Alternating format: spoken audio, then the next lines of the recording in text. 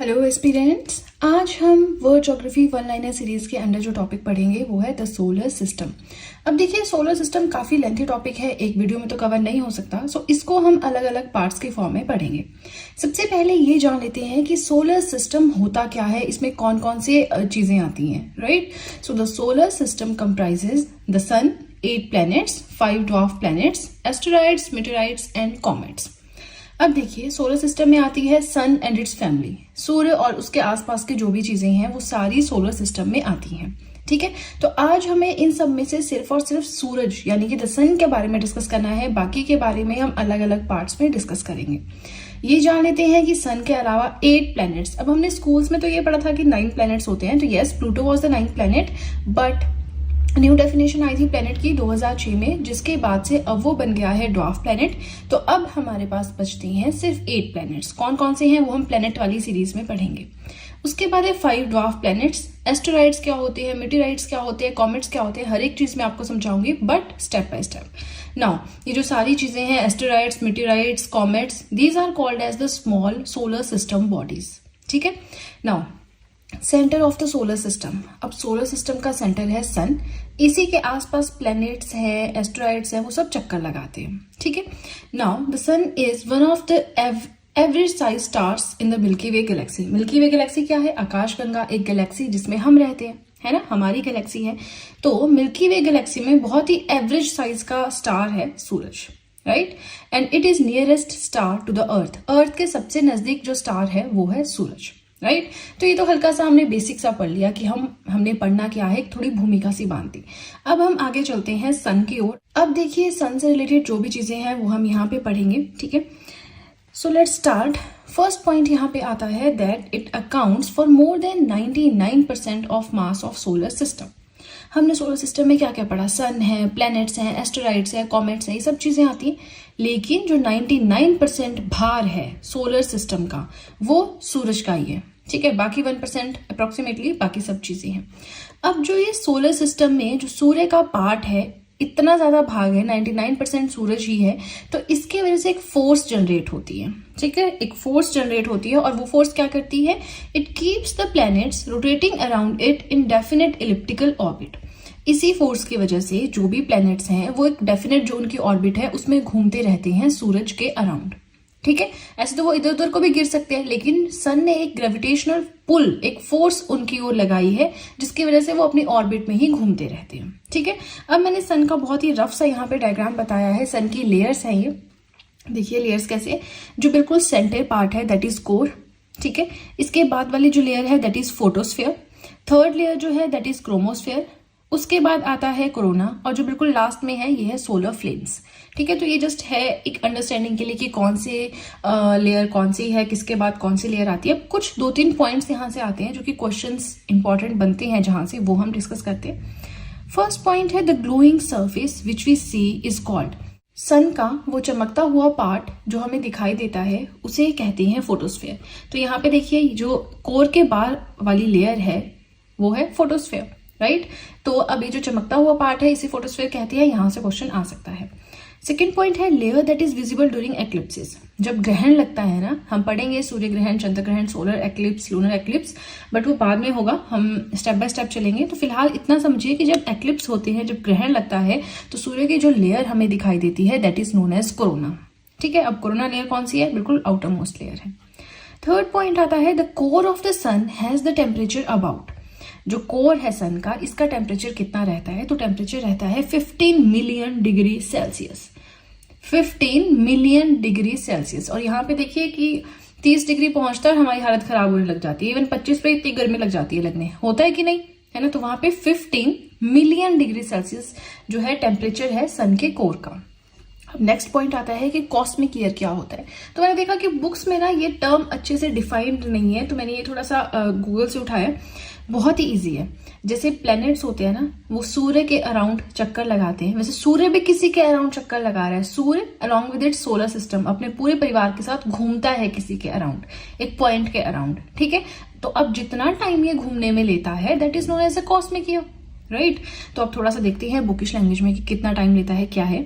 So the time about 225 million years needed for the solar system to revolve once around the centre of the Milky Way galaxy. अब देखिए हम कौन सी Galaxy में रहते हैं, milky Way galaxy में रहते हैं। अब जो मिल्की वे गैलेक्सी का सेंटर है उसके अराउंड घूमने में पूरे के पूरे सन को along with its solar system जो टाइम लगता है उसे हम बोलते हैं एक कॉस्मिक ईयर, और ये अप्रोक्सीमेटली इक्वल होता है 225 मिलियन ईयर्स के। अब समझने वाली बात है, एक कॉस्मिक ईयर 225 मिलियन ईयर्स के इक्वल है। इतना टाइम लगता है सूरज को एक रेवोल्यूशन जो सेंटर है गैलेक्सी का, मिल्की वे गैलेक्सी का, उसके अराउंड घूमने के लिए। ठीक है जी। अब देखिए हमारा फर्स्ट पेज हुआ कंप्लीट। यहाँ पे बिल्कुल बेसिक सी चीजें हमने पढ़ी। अब जो पॉइंट्स हैं इंपॉर्टेंट वो भी हम डिस्कस करेंगे, जैसे कि सनलाइट को अर्थ पे पहुंचने पे कितना टाइम लगता है और भी बहुत सारी चीजें। बट उसके लिए आपको थोड़ा सा पेशेंस बना के रखना होगा। एक बार फिर से आपसे रिक्वेस्ट है कि वीडियो पसंद आए तो लाइक जरूर करें, प्लस वीडियो के साथ में नोट्स बनाएं। जो पॉइंट्स आपको लगता है कि आपको नहीं पता या फिर पढ़ने की जरूरत है उन्हें देखिए और उनके साथ साथ में नोट्स बनाएं। ठीक है, चलिए अब ज्यादा बातें ना करते हुए सीधे चलते हैं अपने नेक्स्ट पेज की ओर। नाउ फिफ्थ पॉइंट आता है एज ऑफ द सन। सूर्य की एज कितनी है? तो राइट नाउ 5 बिलियन ईयर्स है। Total age, total life span, total life time कितना है? तो वो है 10 बिलियन ईयर्स, यानी कि 50% एज कवर हो चुकी है और 50% एज अभी बचती है सन की। ठीक है। सिक्स्थ पॉइंट आता है कॉम्पोजिशन ऑफ सन। अब सन किस किस चीजों से, कौन से गैसेस से, किससे मिलकर बना हुआ है?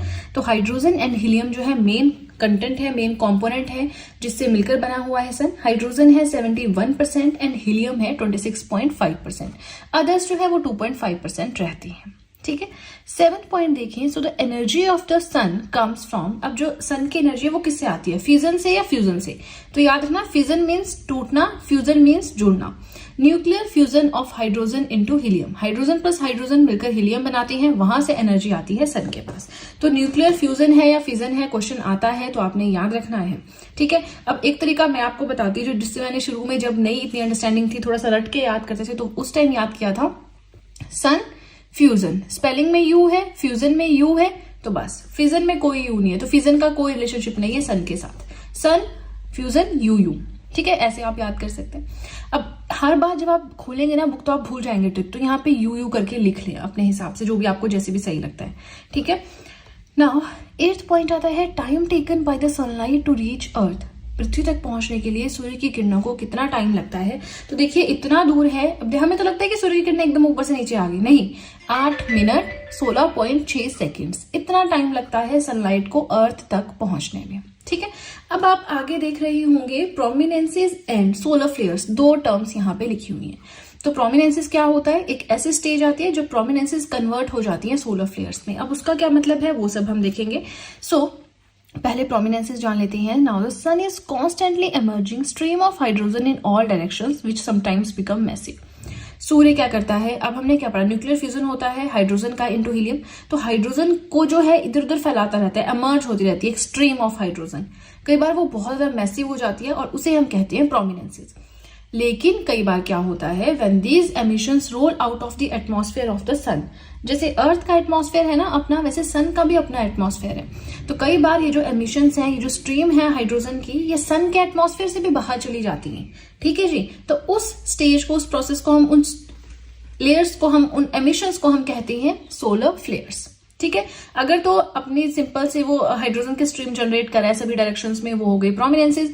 लेकिन अगर सन का जो एटमॉस्फेयर है वहां से बाहर चली जाती हैं एमिशंस, तो हम उन्हें कहते हैं सोलर फ्लेयर्स। ठीक है जी। 9th पॉइंट आता है the surface of the sun changes continuously. Yes, तो जो सर्फेस है सूर्य का वो कॉन्टिन्यूसली चेंज होता रहता है। आप देखेंगे ना कभी अर्थ पे ध्यान से, तो आपको लगता है, कई बार वैसे तो हम देख ही नहीं पाते, बट सन ग्लासेस से या वैसे कई बार हो जाता है कि देख सकते हैं सूरज को, तो वहां पे ना आपको कुछ कुछ धब्बे दिखाई देंगे, कुछ ब्राइटर स्पॉट्स दिखाई देंगे, और ये दिखाई देते हैं क्योंकि मैंने खुद से देखा हुआ है। तो ये जो ब्राइटर स्पॉट्स है इन्हें हम कहते हैं प्लेक्स, जो डार्क स्पॉट्स है इन्हें हम कहते हैं सन स्पॉट्स। अब ये डार्क स्पॉट्स का क्या मतलब है? ये डार्क होते हैं बिकॉज दे आर कूलर। इनका ये थोड़े ऐसे आपको डार्क से दिखेंगे क्योंकि ये थोड़े ठंडे होते हैं बाकी स्पॉट्स के कंपैरिजन में। ठीक है जी। अब हम पहुंच गए हैं अपने लास्ट पॉइंट की ओर। अगेन वीडियो के साथ में नोट्स बनाए, जो भी आपको लगता है कि अलग चीजें मैंने नहीं पढ़ी, मुझे नहीं पता, उसके नोट्स बनाते चले। अगर आपको जो चीजें पता उनके नोट्स भी बनाते हैं ना, तो 20-30 पेजेस में आपका वर्ल्ड ज्योग्राफी कंप्लीट हो जाएगा। ठीक है। नाउ लास्ट पॉइंट है हमारा सोलर विंड्स क्या होती हैं। सोलर विंड्स हमने सोलर फ्लेयर्स पढ़ा, हमने प्रोमिनेंसेस पढ़ा, हमने प्लेग्स एंड सनस्पॉट्स के बारे में पढ़ा। अब सोलर विंड्स क्या होती हैं?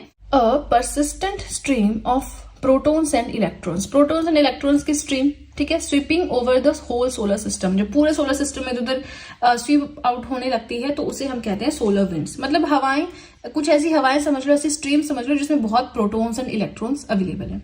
ठीक है जी। अब देखिए इसी के साथ हमारा आज का कंटेंट हुआ कंप्लीट। आई होप मैंने जो पढ़ाया आपको समझ में आया है, वीडियो अच्छी लगी है, और अगर वीडियो अच्छी लगी है तब तो बहुत ही ज्यादा अच्छे से पता है कि क्या करना है। जल्दी से कर दीजिए चैनल को सब्सक्राइब, बेल आइकन को कीजिए प्रेस, सो दैट मैं जैसे कोई वीडियो अपलोड करूं सबसे पहले नोटिफिकेशन आपके पास पहुंचे। प्लस जो भी आपके फ्रेंड्स हैं जो भी गवर्नमेंट एग्जाम्स के लिए प्रिपेयर कर रहे हैं उनके साथ भी मेरे चैनल का लिंक जरूर शेयर करें, so that in handwritten notes का उन्हें भी कुछ फायदा हो सके। तो चलिए फ्रेंड्स, आज के लिए इतना ही। अब हम मिलेंगे नेक्स्ट वीडियो में। So that's it and see you soon.